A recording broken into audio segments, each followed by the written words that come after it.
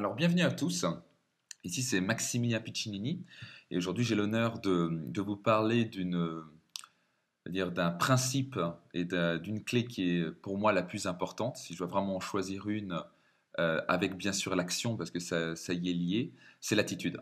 Et c'est très intéressant pourquoi je me suis dit, tiens, il faut que je fasse une vision, un webinaire par rapport à ça. C'est que moi, ça fait 8 ans que je suis chez Nuskin. Je suis passé diamant bleu, je suis ambassadeur NTC et depuis peu, je suis passé dans le cercle des millionnaires chez Nuskin. Et vous allez comprendre qu'en fait, tout le monde peut atteindre ça. Et moi, quand je me compare, par exemple, à des gens comme Nathan Ricks, que vous allez pouvoir avoir l'occasion de rencontrer, par exemple, à Cannes, dans quelques jours, je me dis, il y a tellement de choses à faire, tellement de choses à développer, j'ai tellement de choses à apprendre encore.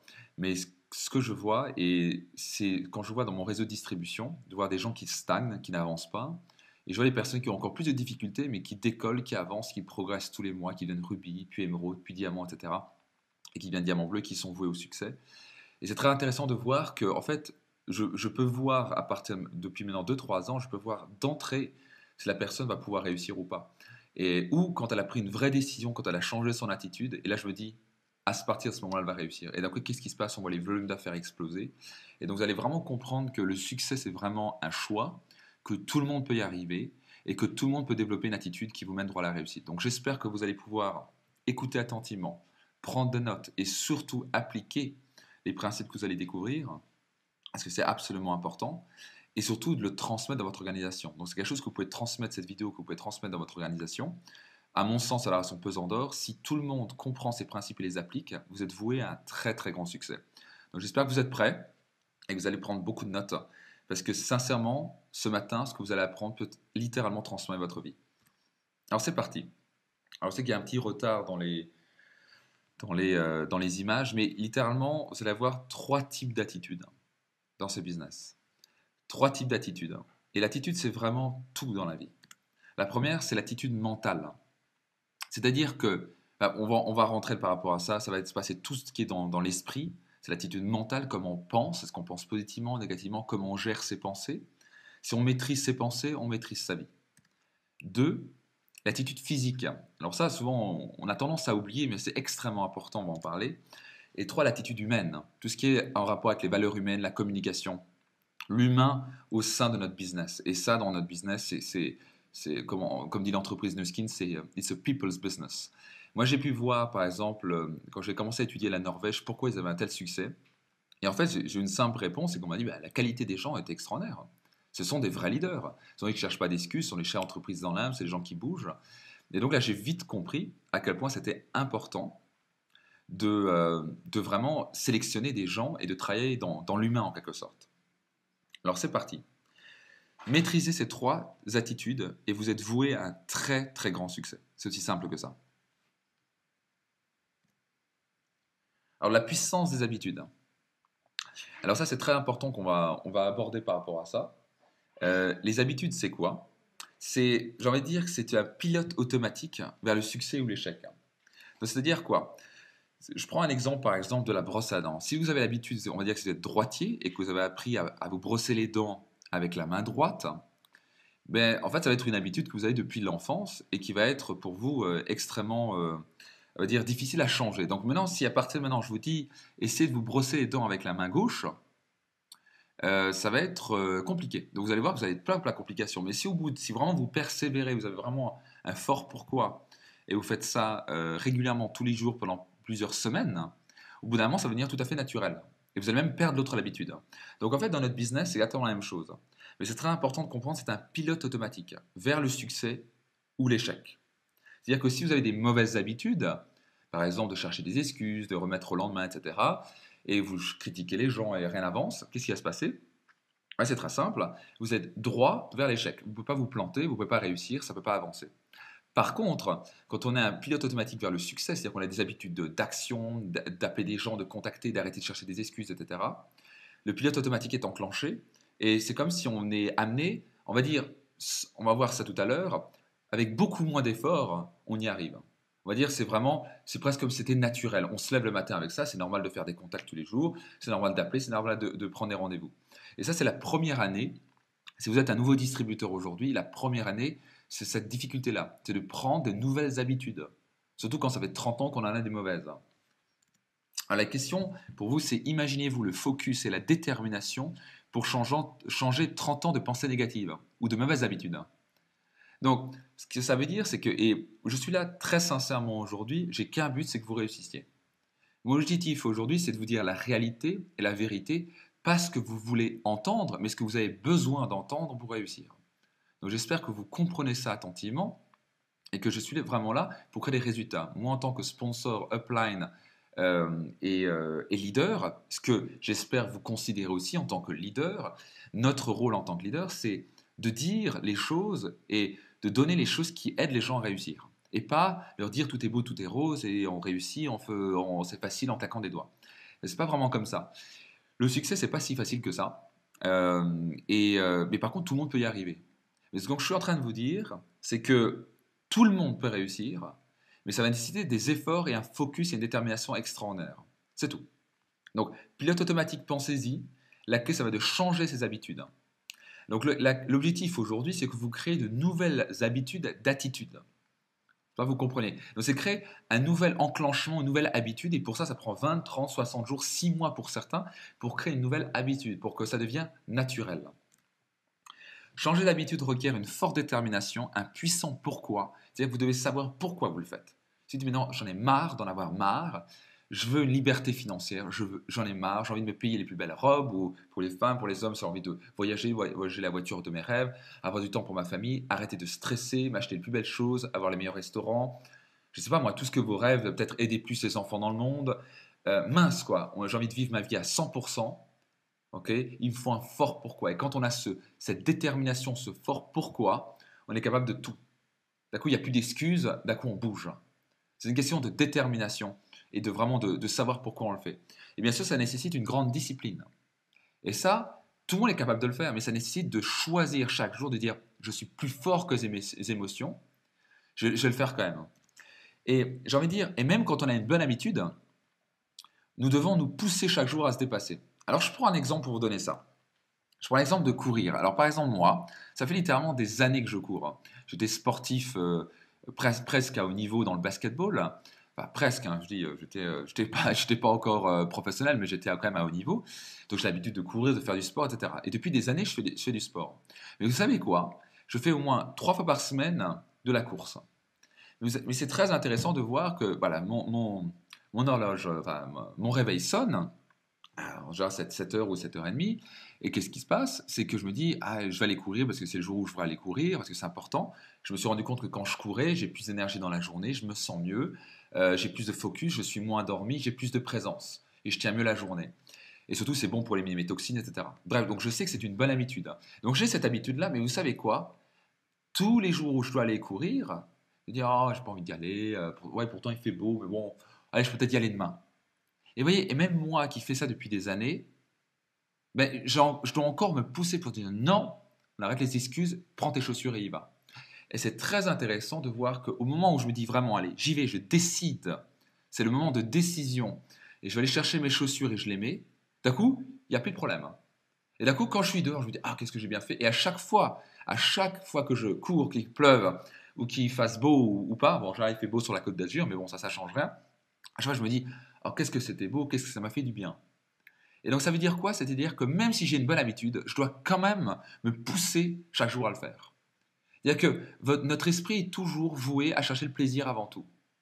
Et c'est très intéressant de voir que, j'ai envie de dire que c'est tellement facile de dire oh, on verra demain. Et ça, c'est le problème de beaucoup de distributeurs, c'est qu'ils font oh, je verrai demain. Oh, je peux appeler, mais. Et c'est très intéressant. Dès qu'on fait son premier coup de fil, on se sent bien et on a envie d'en passer un autre. C'est la même chose. Donc la grande clé, c'est de reconnaître et de ne pas se faire piéger par son cerveau qui va dire non, non, non, on ne le fait pas, c'est tranquille. De dire non, je me suis engagé à le faire, c'est important, je vais le faire quand même. Et ce point de décision, la clé c'est de faire le premier pas, de passer un coup de fil, de prendre un rendez-vous, d'aller sortir. Moi dans ce cas-là, c'était prendre les chaussures pour aller courir. Une fois que j'ai mis mes chaussures et que je sors, il n'y a plus rien qui me retient. D'un coup, je me sens bien et à chaque fois c'était un bon choix. Donc retenez bien cette analogie parce que ça va vous courir toute votre vie. Toute votre vie, vous allez avoir le ah, je fais demain. Et ça, c'est l'un des plus grands tueurs du succès. Ce qu'on appelle la procrastination, on verra ça tout à l'heure. Donc, la clé, c'est d'être focus et de maîtriser son esprit, ce qu'on va voir tout à l'heure. 95% du succès est dans son attitude. Vous me le tournez dans tous les sens. Si je vois les gens qui sont en train d'exploser, je vois des gens dans mon organisation qui font un travail incroyable. J'en ai tellement je ne peux même pas nommer les noms, ils sont tellement super. Et je les vois parce que dès que je les appelle, ils sont en action, ils sont positifs, ils font on va y arriver, on y va, etc. Il n'y a pas de pensée négative dedans. Ou quand il y en a une, hop, ils se repartent. Les difficultés, elles ne sont pas là pour nous paralyser, mais elles sont là pour nous faire découvrir qui nous sommes. Ça, c'est ce qui est écrit sur l'écran qu'il y a.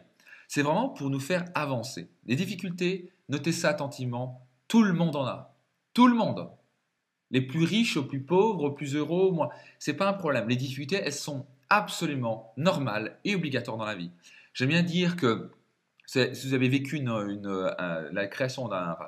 naissance d'un enfant, pardon, mais vous savez, apparemment, moi je ne vais peut-être pas expérimenter ça, mais apparemment, c'est très difficile.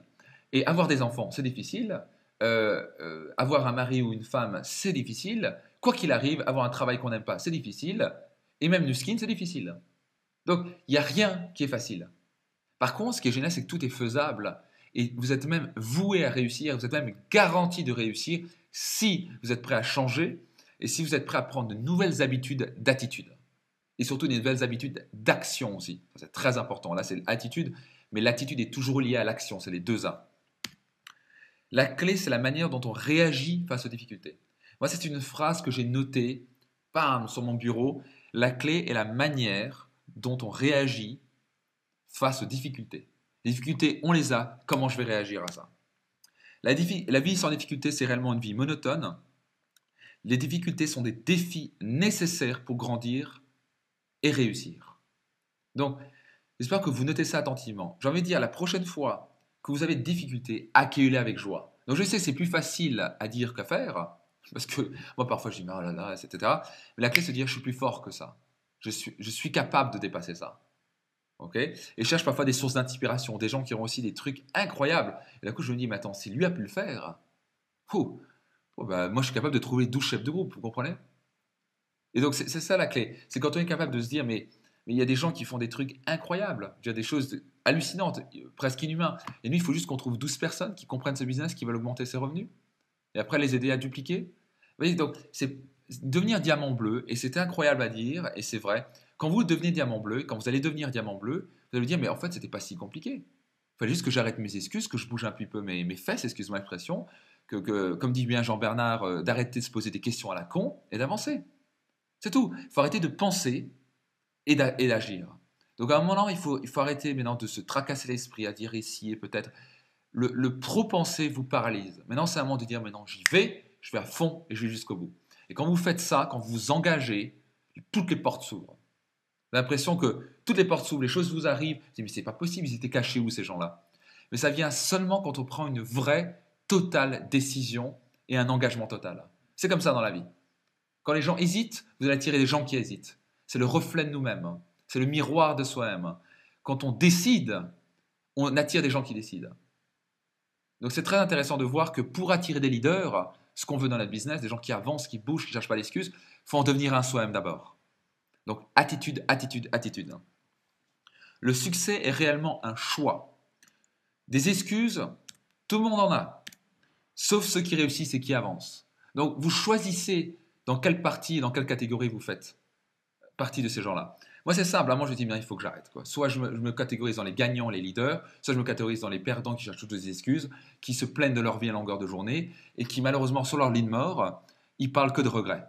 Moi, j'ai envie d'aller sur mon lit de mort quand je serai plus tard et j'ai envie de me dire, j'ai vécu une vie extraordinaire. J'avais le temps, la santé, l'énergie et l'argent pour vivre tout ce que je voulais. J'avais la liberté de faire tout ce que je voulais, tout ce qui était important pour moi. Et en plus, j'ai aidé plein de gens pour pouvoir atteindre ça. Moi, c'est tout ce qui me motive. C'est pour ça que ça motive encore de le faire. Donc, les gagnants, les leaders recherchent des possibilités, des solutions plutôt que des problèmes. Donc, c'est très intéressant. Vous allez avoir des gens qui vous appellent et qui disent « Ah, mon problème, c'est ça. Mon problème, ceci. Mon problème, c'est là. » Si vous êtes un leader, la première chose que vous dites « Mon problème, c'est ça. » C'est OK d'avoir des problèmes. Et ensuite de dire « Ma solution, c'est ça. » Quelle est la solution derrière le problème? OK? Et si vous avez des distributeurs qui vous appellent en disant « Ah, mon problème, c'est ça. » Posez-lui la question. Quelle est la solution? Quelles sont les solutions que tu proposes? Donc, vous le forcez à chercher des solutions. Et ça, c'est la grande clé. La fondation d'une attitude qui mène droit à la réussite. Donc ça, c'est extrêmement, extrêmement, extrêmement important. Notez ça très attentivement. Si je veux que les choses changent, je dois changer. Donc c'est-à-dire que si on veut grandir et se voir comme un magnifique signe, ok, le seul moyen, c'est de se regarder dans le miroir et de dire je suis ce signe-là. Et je vais changer, et je vais faire une discipline sur moi, je vais changer mes habitudes, je vais faire les choses qui sont nécessaires pour réussir. Regarder la télé, appuyer sur un bouton, tout le monde sait faire. La seule chose, le problème, c'est qu'on voit défiler la vie des autres, le succès des autres, mais on n'est pas acteur de la sienne. C'est un moyen de fuir sa propre vie. Donc, les leaders et les gens qui réussissent ne sont pas des gens qui se disent si regarde la télé, c'est pour être inspiré pour avancer plus fort. C'est pas pour dire ah lui il est con, lui ceci, ah je pourrais être comme ça, ah si je pouvais être comme ça. Mais c'est quoi ce genre de salade? Comprenez? Le succès c'est un choix et le changement et l'unique changement, c'est pas en mettant la faute sur les autres, c'est pas en critiquant les autres, c'est en disant si je veux que les choses changent, je dois changer. Je me regarde dans le miroir. Il y a une chanson de Michael Jackson qui s'appelle Man in the Mirror. Une chanson absolument extraordinaire que j'adore, non seulement par la musique mais par les mots. Et c'est-à-dire que si je veux changer le monde, je dois commencer par moi-même. Et c'est tellement vrai. Si on veut commencer par un tout changement, ça commence par soi. Être responsable, critiquer, mettre la faute sur les autres, tout le monde sait faire. Mais cela ne gère aucune amélioration. Un leader sait que s'il veut un changement, cela dépend que de lui. Il agit en fait, et ça c'est très important comme concept, ça vient d'un livre qui s'appelle Les 7 habitudes de Stephen Covey. Pour moi, c'est la Bible des leaders, du leadership. C'est un très très grand monsieur, Stephen Covey. Les 7 habitudes, un livre que je recommande à tout leader. Et il parle de ce fameux cercle d'influence. Et c'est-à-dire, vous savez ce qu'on appelle, on a tous un cercle d'influence, ce qu'on peut impacter, ce qu'on peut influencer. Et on a tous ce qu'on appelle un cercle de non-influence, du style le temps, du style quand il y a, je sais pas quoi, quand les choses arrivent dans la famille, quand je sais pas quoi, bref, tout plein de choses que vous pouvez pas influencer. Le temps, les autres, par exemple, on peut pas vraiment trop influencer. On peut les inspirer, on peut peut-être un peu certains influencer, peut-être pas influencer le président, par exemple. À voir, vous voyez, il y a tellement de choses qu'on peut pas influencer, mais on passe à longueur de journée à en parler. Ah, ce président, il a fait ceci, il a fait cela, et puis lui, il a fait ceci, et puis c'est pas normal, et puis tu as vu ce qu'il a fait l'autre, mais quel con, et puis ceci, et puis cela. Et on passe des heures et des années de notre vie à parler de choses qu'on ne peut pas changer et qui nous énervent. Je me dis quel gâchis, quoi. Si on pouvait focaliser notre énergie sur ce qu'on pouvait influencer, et ce qu'explique Stephen Covey, c'est quand on se focalise sur son cercle d'influence, on grandit son cercle d'influence. C'est-à-dire qu'on est capable de l'agrandir pour qu'à un moment, ce qui n'était pas influençable, on peut l'influencer. Vous voyez, quand vous devenez leader, vous ne pouvez pas influencer la vie de plusieurs personnes, mais quand vous commencez à avoir de la puissance, vous commencez à avoir du succès, du monde, vous pouvez influencer parce que vous montez sur scène et vous parlez, je n'importe quoi, devant 500 ou 800 personnes comme à Cannes dans quelques jours, vous pouvez influencer et changer la vie de 800 personnes. Donc votre cercle d'influence a grandi. On vous demande si vous pouvez grandir. Et vous pouvez influencer dans le monde entier. Donc c'est la clé. Un leader se focalise sur qu'est-ce que je peux changer moi, qu'est-ce que je peux influencer. Est-ce que je peux influencer cette situation-là? Sinon, je passe pas mon temps à en parler. Qu'est-ce que je peux faire maintenant pour faire avancer mon affaire?